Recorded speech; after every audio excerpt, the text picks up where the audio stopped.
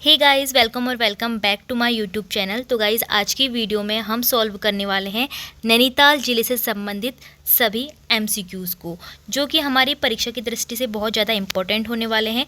तो फ्रेंड्स, अगर आपने इससे पहले नैनीताल जिला सीरीज़ में पार्ट 1 और पार्ट 2 वीडियो नहीं देखी है तो पहले आप उसे पूरा देखिए, डिटेल में देखिए, समझिए, याद करिए, फिर उसके बाद इस एमसीक्यू के प्रैक्टिस सेट को सॉल्व कीजिए। इससे आपका रिवीजन हो जाएगा और आपको पता चल पाएगा कि आप कितने क्वेश्चन अटेम्प्ट कर सकते हैं। इस वाले प्रैक्टिस सेट में टोटल 30 क्वेश्चन लिए गए हैं और सारे ही क्वेश्चन नैनीताल जिले से संबंधित हैं।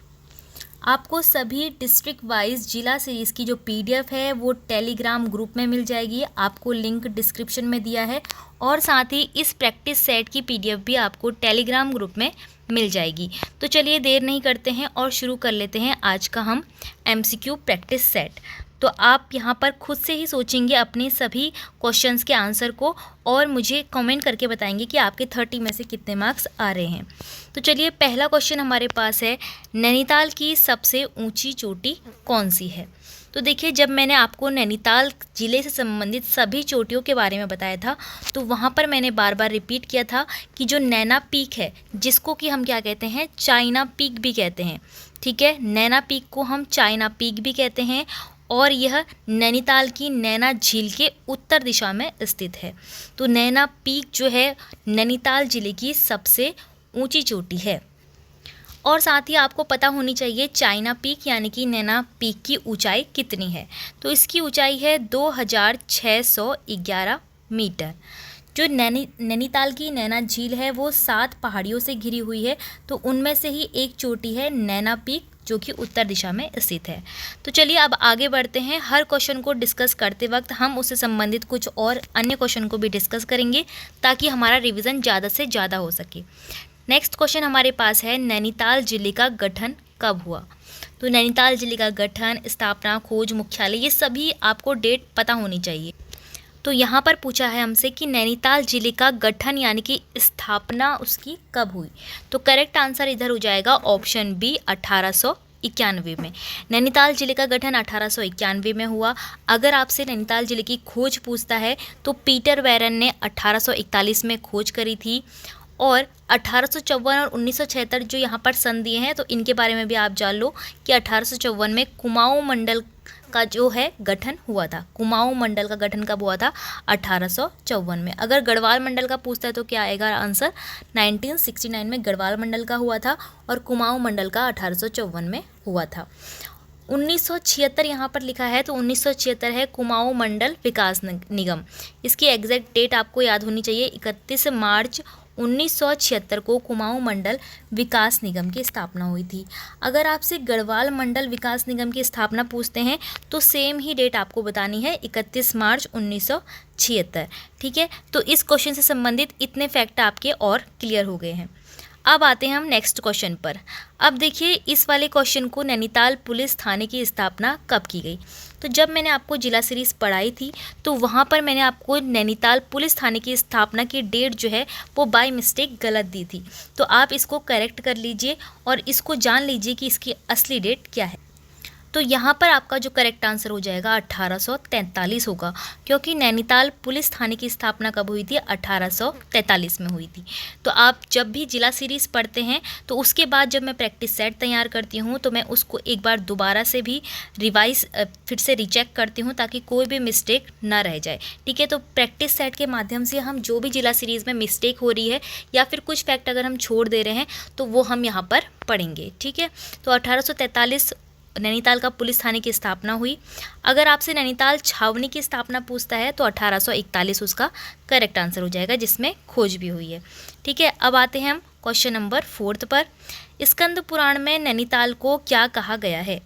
तो देखिए, यहाँ पर जो चारों ऑप्शन है, ऋषि सरोवर, छकाता परगना, त्रि ऋषि सरोवर और सरोवर नगरी, ये सभी नैनीताल के ही पुराने नाम हैं। ठीक है, छोटी विलायत भी कहा जाता है नैनीताल शहर को, सरोवर नगरी, झीलों की नगरी, ऋषि सरोवर। ठीक है, ये सभी नाम नैनीताल के हैं। लेकिन अब यहाँ पर पर्टिकुलर पूछा है स्कंद पुराण। स्कंद पुराण में 2 खंडों का भी जिक्र हुआ है, केदार खंड और कौन सा खंड? मानस खंड। तो केदारखंड, मानसखंड, नैनीताल कौन से खंड में आता है? मानसखंड यानी कि कुमाऊं मंडल में आता है। तो अगर आपसे क्वेश्चन में इस तरह से पूछें कि मानसखंड में नैनीताल को क्या कहा गया है, तो भी आपका सेम ही क्वेश्चन बनेगा। तो स्कंद पुराण और मानसखंड में नैनीताल को त्रिऋषि सरोवर कहा गया है। ऑप्शन सी आपका यहाँ पर करेक्ट हो जाएगा। अगला है क्वेश्चन नंबर 5, नैनीताल में टीबी सैनिटोरियम की स्थापना कब की गई थी? टीबी सैनिटोरियम कहाँ है? नैनीताल में भुवाली में है, ठीक है।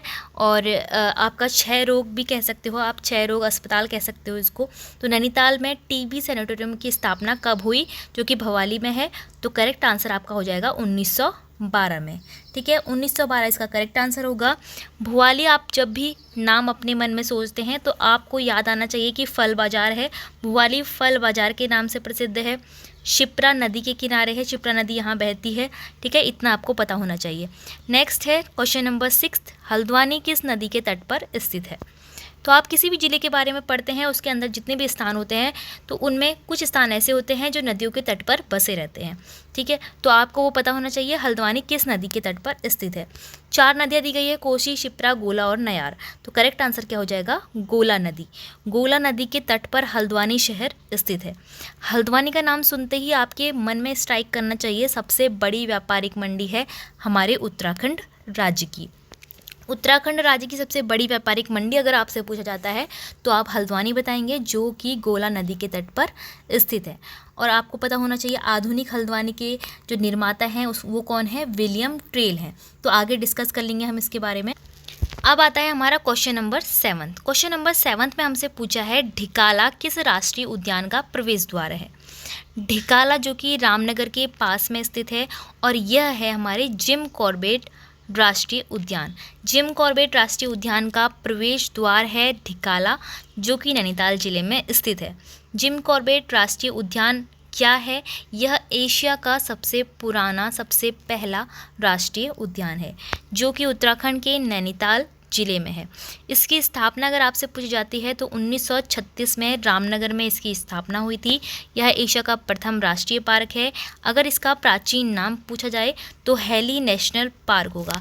हैली नेशनल पार्क के बाद इसको रामगंगा नेशनल पार्क का नाम भी दिया गया और अब वर्तमान में इसका नाम जिम कॉर्बेट राष्ट्रीय उद्यान है, जो कि प्रकृति प्रेमी जिम कॉर्बेट के नाम पर रखा गया है। तो 1936 इसका आपको डेट पता होनी चाहिए, इंपॉर्टेंट है, बार बार पूछा जाता है। ढिकाला इसका प्रवेश द्वार है, यह भी आपसे पूछा जाता है, ठीक है। तो ये आपको फैक्ट क्लियर हो गए होंगे। अगला क्वेश्चन है हमारे पास क्वेश्चन नंबर 8, नैनीताल जिले की खोज किसने की? तो आपको बार बार डिस्कस हम कर चुके हैं। पीटर बैरन इसका करेक्ट आंसर हो जाएगा, जिन्होंने नैनीताल की खोज कब की थी? 1841 में की थी। 1841 में नैनीताल की खोज पीटर बैरन ने की थी। बाकी जितने भी ऑप्शन हैं उनको भी हम जान लेते हैं। तो देखिए हेनरी रैमजे लिखा है पहले ऑप्शन में, तो 1850 में हेनरी रैमजे ने रामनगर शहर को बसाया था। इसीलिए रामनगर का जो प्राचीन नाम था वो रैमजे नगर था, लेकिन भारतीय लोगों ने रैमजे नगर को रामनगर पुकारा, तो रामनगर इसका ही नाम पड़ गया। आधुनिक हल्द्वानी की हम बात करें तो विलियम ट्रेल ने 1834 में आधुनिक हल्द्वानी को बसाया था।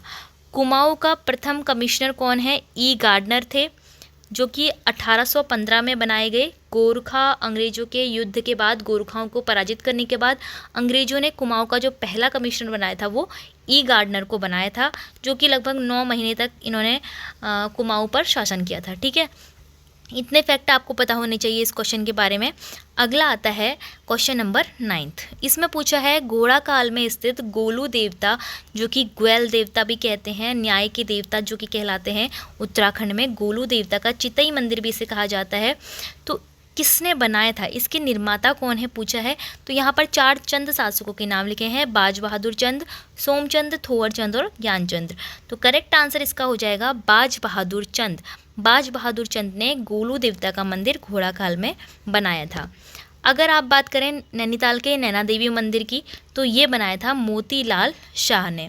अगर आप बात करते हैं नैनीताल के कैंची धाम की, तो बाबा नीम करोली महाराज, जो कि बहुत ही प्रसिद्ध हैं, पूजनीय हैं, तो कैंची धाम इन्होंने बनाया था।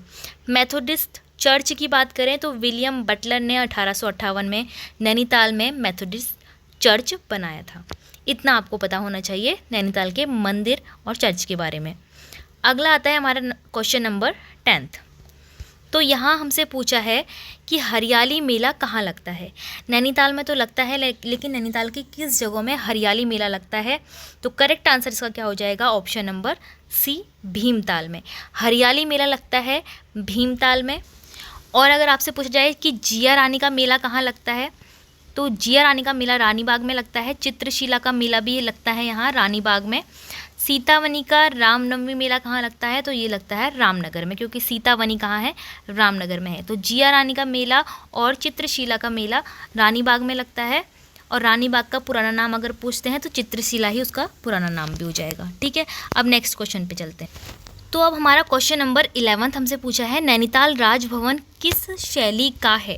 तो शैली का मतलब है यहाँ पर वास्तुकला की शैली, यानी कि भवन निर्माण से संबंधित कौन सी शैली का प्रयोग नैनीताल के राजभवन को बनाने में प्रयोग हुआ है। क्योंकि नैनीताल का जो राजभवन है वो काफ़ी पुराना है और इस राजभवन में क्या होता है, राज्यपाल से संबंधित सभी कार्य होते हैं।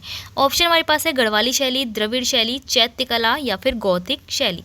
तो जिला सीरीज़ पढ़ते वक्त मैंने आपको बताया था गौथिक शैली जो है नैनीताल राजभवन की शैली है, जिसका प्रयोग करके नैनीताल राजभवन बना है। राजभवन में रहने वाला पहला ब्रिटिश गवर्नर और राजभवन का जो निर्माता है उसका नाम है एंटोनी मैकडोनाल्ड। ठीक है, एंटोनी मैकडोनाल्ड को राजभवन बनाने का श्रेय जाता है। और अगर प्रथम भारतीय गवर्नर की बात करें जो कि इसमें रही थी, वो थी सरोजनी नायडू। ठीक है, अब नेक्स्ट क्वेश्चन है हमारे पास, कुमाऊं का प्रवेश द्वार कौन सा है। कुमाऊं का प्रवेश द्वार है काठगोदाम। काठगोदाम प्रवेश द्वार होगा। अगर गढ़वाल का पूछा जाता है तो कोटद्वार गढ़वाल का प्रवेश द्वार होगा। रामगढ़ और कोटाबाग ये भी आपके नैनीताल जिले के अंतर्गत आते हैं। अगला है question number Uttarakhand, question number 13 में पूछा है उत्तराखंड मुक्त विश्वविद्यालय यानी कि उत्तराखंड ओपन यूनिवर्सिटी की स्थापना कब हुई। तो करेक्ट आंसर क्या हो जाएगा, करेक्ट आंसर होगा 2005 में। और ये कहाँ है ये भी आपको पता होना चाहिए, ये है हल्द्वानी शहर में। हल्द्वानी शहर में है उत्तराखंड मुक्त विश्वविद्यालय जिसकी स्थापना 2005 में हुई थी। अब है क्वेश्चन नंबर 14, प्रसिद्ध गर्जा देवी मंदिर किस नदी के किनारे स्थित है। इंपॉर्टेंट क्वेश्चन है, पूछा जाता है। तो करेक्ट आंसर इसका क्या हो जाएगा, कोसी नदी, क्योंकि जो रामनगर है वहीं गर्जा देवी मंदिर है और वह कोसी नदी के तट पर स्थित है। अगला जो क्वेश्चन है, एशिया का सबसे बड़ा ऑप्टिकल दूरबीन को कहाँ शुरू किया गया है। तो एशिया का सबसे बड़ा ऑप्टिकल दूरबीन को शुरू किया गया है नैनीताल जिले के देवस्थल में। देवस्थल इसका करेक्ट आंसर होगा। आपको एरीज के बारे में पता होना चाहिए कि तारा और भौतिकी शोध संस्थान से संबंधित है एरीज। ठीक है, इसका गठन कब हुआ था, 1954 में इसका गठन हुआ था। अगला क्वेश्चन है, शैलेश मटियानी पुस्तक संग्रहालय कहाँ स्थित है। शैलेश मटियानी पुस्तक संग्रहालय कहाँ स्थित है, तो इसका करेक्ट आंसर हो जाएगा रामगढ़ में। एक आपका महादेवी वर्मा जो है संग्रहालय भी स्थित है, वो कहाँ है, वो भी आपका रामगढ़ में ही स्थित है। तो आप शैलेश मटियानी पुस्तक संग्रहालय के साथ महादेवी वर्मा संग्रहालय भी याद रखना, जो कि दोनों ही रामगढ़ में है। एक आपका कॉर्बेट म्यूजियम है जो कि जिम कॉर्बेट प्रकृति प्रेमी थे, उनका घर है, वो कालाढूंगी में है। तो अब उसको म्यूजियम के रूप में संग्रहालय बना दिया गया है। ठीक है, कालाढूंगी में कॉर्बेट म्यूजियम है। अब आता है हमारा अगला क्वेश्चन जिसमें पूछा है क्वेश्चन नंबर 17, रानी बाग का पुराना नाम क्या है। अभी हमने डिस्कस किया था रानी बाग का पुराना नाम क्या है। ऑप्शन है हमारे पास चित्रलेखा, चित्रकला, चित्रशिला और चिलशेखा। तो आपका करेक्ट आंसर क्या हो जाएगा, चित्रशिला। चित्रशिला रानी बाग का पुराना नाम है। चित्रशिला मेला भी लगता है रानी बाग में। अब देखो यहाँ पर HMT रानी बाग में, HMT क्या है, हिंदुस्तान मशीन्स टूल। ठीक है, ये कंपनी जो है रानी बाग में है। रानी बाग गोला नदी के तट पर स्थित है, क्योंकि रानी बाग कहाँ है, हल्द्वानी में स्थित है। अब क्वेश्चन नंबर 18 है, लोक संस्कृति संग्रहालय कहाँ स्थित है। इंपॉर्टेंट क्वेश्चन है, याद रखना। लोक संस्कृति संग्रहालय जो है वो स्थित है खुटानी भीमताल में। ऑप्शन ई आपका करेक्ट हो जाएगा। खुटानी भीमताल में लोक संस्कृति संग्रहालय की जो स्थापना हुई वो 1983 में हुई थी और यशोधर मठपाल ने इसकी स्थापना की थी। अगला क्वेश्चन है, नाहन पर्वत श्रृंखलाएँ कहाँ स्थित है। ये क्वेश्चन आपने परीक्षावाणी में कई बार देखा होगा।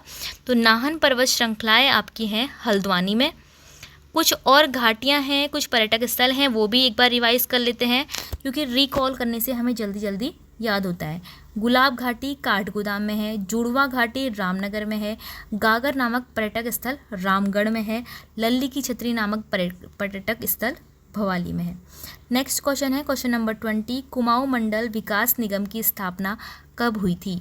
तो कुमाऊं मंडल विकास निगम की स्थापना हम आगे डिस्कस कर चुके हैं, 31 मार्च 1976 में हुई थी। गढ़वाल विश्व मंडल विकास निगम की स्थापना भी 31 मार्च 1976 में ही हुई थी। नेक्स्ट क्वेश्चन है, क्षेत्रफल की दृष्टि से नैनीताल का राज्य में स्थान कौन सा है? तो क्षेत्रफल की दृष्टि से जो है नैनीताल का 5वां स्थान आता है।